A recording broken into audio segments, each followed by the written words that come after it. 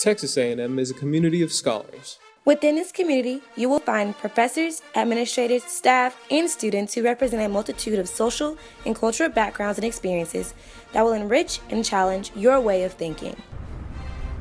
Howdy, my name's Jonathan Pham. I'm Taylor Cotton, and we'd like to welcome you to Aggieland. Now we'd like to share with you a number of things you could do to support this community and uphold the Aggie values of respect, excellence, and leadership. Show up to class on time and respect your professor and classmates.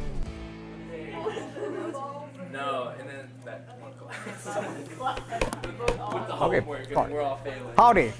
Howdy. My TA and I are in the process of grading exam 2, and we expect it to be posted on eCampus by 5 p.m. tomorrow. So do you have any questions? I told him I don't want to pay for it. He could pay for it if he wants to. I'm not going to. Riemann zeta function. I got to go to my class.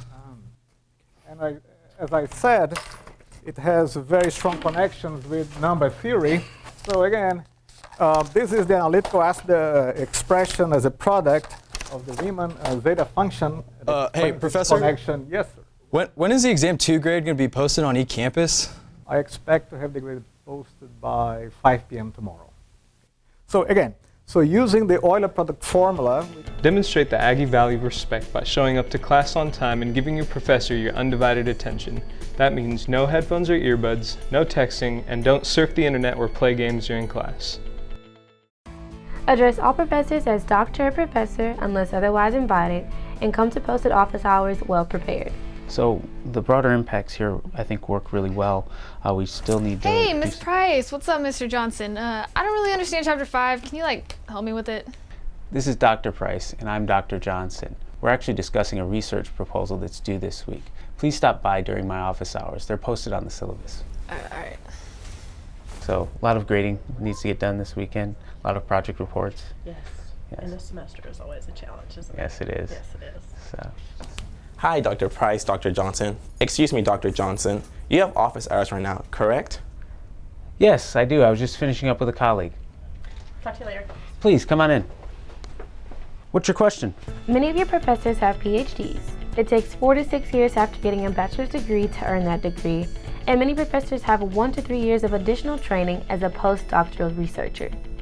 Acknowledge your professor's intensive training, dedication, knowledge, experience, and expertise by addressing them as doctor or professor, unless otherwise invited. Also, be sure to visit your professor during posted office hours and come prepared.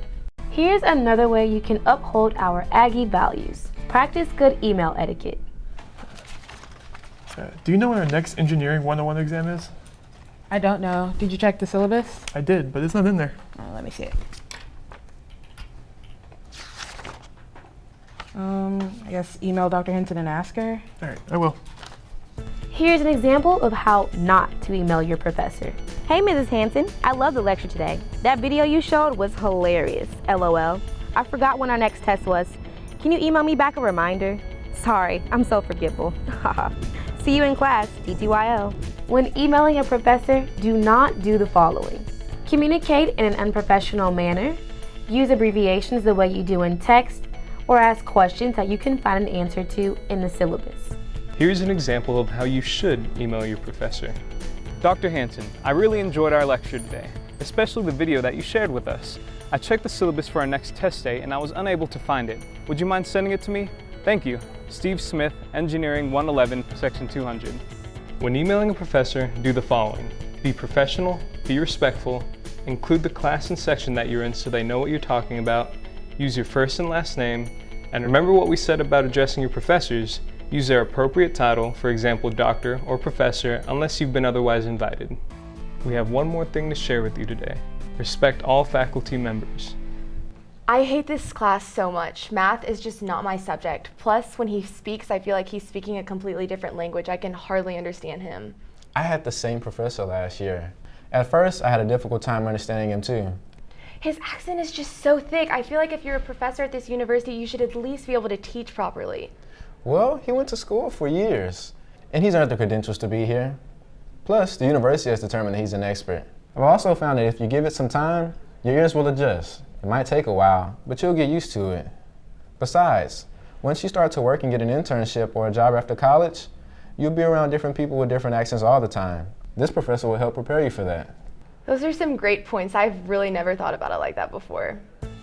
Remember to respect all faculty members regardless of age, citizenship, disability, ethnicity, family status, gender identity, geographical location, language, military experience, political views, race, religion, sexual orientation, socioeconomic status, and work experience. Our diverse community makes us an institution of excellence. So, what are some things you can do to support Texas A&M University and uphold the Aggie values of respect, leadership, and excellence? Show up to class on time and respect your professor and classmates. Address all faculty as doctor or professor unless otherwise invited, and come prepared to post at office hours. Practice good email etiquette. Respect all faculty. This goes for your fellow students and university staff as well. Thanks and gig 'em.